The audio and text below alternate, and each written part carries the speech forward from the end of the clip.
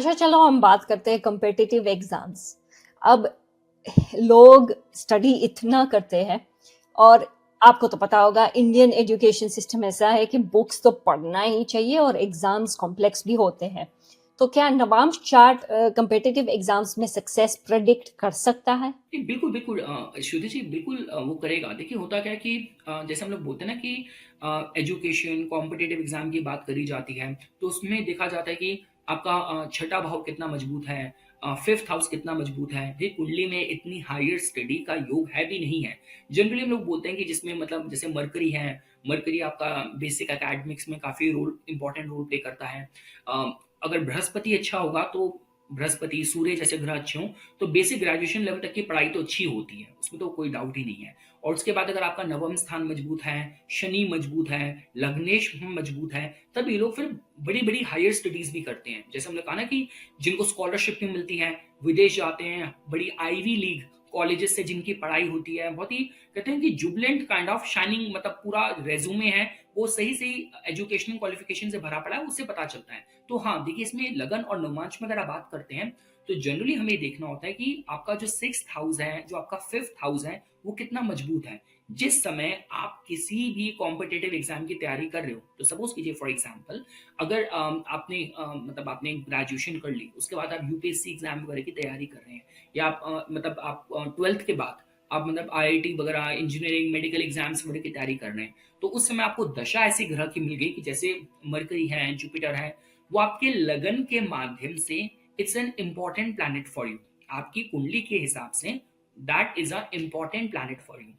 उस ग्रह की स्थिति मजबूत भी है लगन चार्ट में, उस ग्रह का समय भी चल रहा है और वो आपका D9 चार्ट में भी मजबूत होके बैठा है। तब आप यू कैन बी एश्योर्ड कि भाई तुम निकाल दोगे, एग्जाम निकल जाएगा। There is a very very high possibility omens are actually supporting you. लेकिन आप वही देखिए, सपोज कीजिए फॉर एग्जाम्पल अगर आपने पाया कि चलिए हम इसको दो सिचुएशन है सिनेरियो लेते हैं कि एक केस में मैंने आपको विन विन सिचुएशन बता दी, दूसरी सिचुएशन ये हो सकती है कि उनका जो समय चल रहा है वो ऐसे ग्रह का चल रहा है, वो लगन में तो मजबूत है, पर वही ग्रह उनका D9 चार्ट में नीच का हो गया, डेबिलिटेटेड हो गया, केतु से कंजंक्ट हो गया। तब ये फिर वो लोग होते हैं कि जिनका लास्ट मिनट में आके चीजें छूट जाती हैं। और पता है चक्कर क्या है इसमें ना, श्रुति जी विल बी सरप्राइज कि ना कुंडलियां मतलब जब हमें पता चलता ना, जैसे मेरे पास एक वन ऑफ द क्लाइंट वो यूएस से थी, तो उन्होंने उनका 2 बार उन्होंने एग्ज़ाम दिया, तो दोनों बार उनका क्या हुआ कि लास्ट मिनट में आके 1 या 2 पॉइंट से उनका वो एग्ज़ाम क्लियर नहीं हुआ। अब देखिए, जिसका 1 नंबर से 2 नंबर से छूट रहा है, अब आप ये तो नहीं कह सकते वो एलिजिबल नहीं था, हम वो ये कह सकते हैं कि वो इंटेलिजेंट भी था, बस वो भाग्यशाली नहीं था। क्योंकि 1 या 2 नंबर से बिल्कुल बॉर्डर लाइन पे अगर आके आप छूटते हो। अब देखो उनकी कुंडली क्या थी, उनका जो जन्म था उनका if I am not wrong उनका अष्टमी, नॉट अष्टमी आई गेस उनका, हाँ, तो उनका शायद चतुर्दशी के आसपास का जन्म था। तो जो कुंडली में जो पंचांग था, थोड़ी बहुत वल्नरेबिलिटी संभावनाएँ वहाँ भी आ रही थी। उसके बाद उनका 4th हाउस में चंद्र राहु की युति थी। तो वो भी चंद्र डेबिलिटेटेड था, मतलब वृश्चिक का चंद्र था, उसकी राहु से युति थी। फिर उन्होंने मेरे को बताया कि जो जिन 2 डेट्स पे उन्होंने एग्ज़ाम लिखा था, because she was keeping a track of all of that. तो जब उन्होंने मुझे डेट्स भी शेयर करी, तो एक बार शायद हुई था कि ट्रांजिट का जो मून था, उस दिन शायद अमावस थी, ग्रहण था, और दूसरी बार भी जो ट्रांजिट का चंद्र था वो उनके लिए अच्छी स्थिति में नहीं था।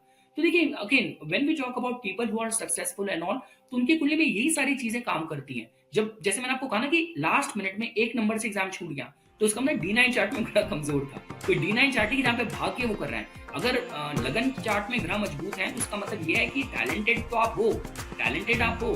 D9 चार्ट बताते हैं कि टैलेंटेड के साथ भाग्यशाली कितनी हो। तो वो हमें ऐसे पता चलता है।